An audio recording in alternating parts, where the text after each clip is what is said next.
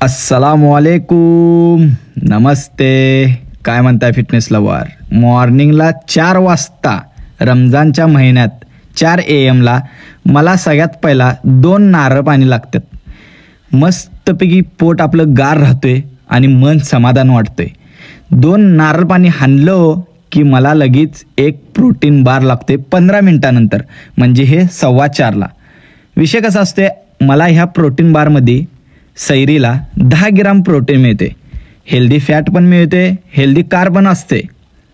त्यानंतर मला जरा रेस्ट घेऊन बरोबर 4:30ला लागते 200 ग्राम चिकन.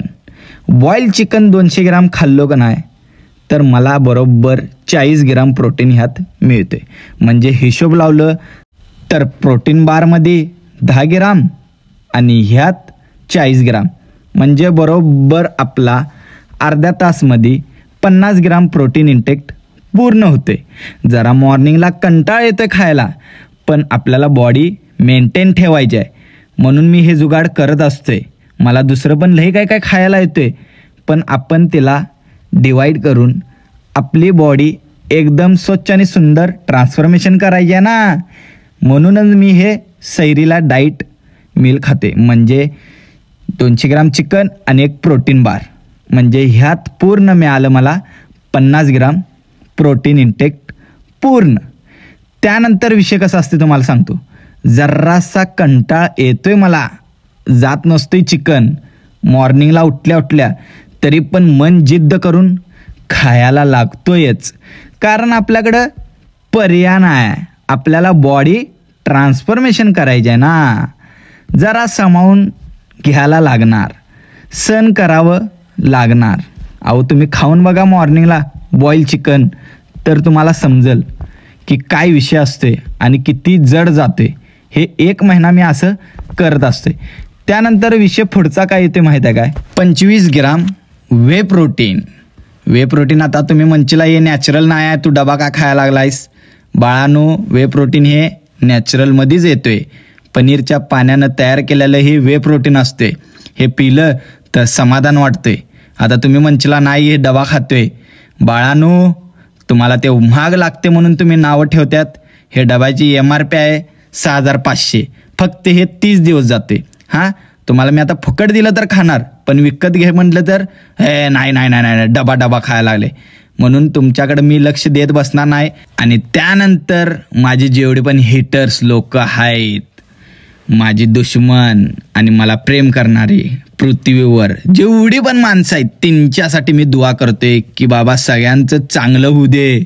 जेवढी पण माणसं हॉस्पिटल, पैसे, कर्जदार हे जेवढी पण आहेत, त्यातनं सगळीजणं बाहेर पडू दे. त्यानंतर आपण जात्यात नमाज पडायला. मग काय आपलं सकाळचं रोजचं रुटीन, 9ला दुकानवर टच आणि पाणी भरणे आणि दिवसभर राबणे.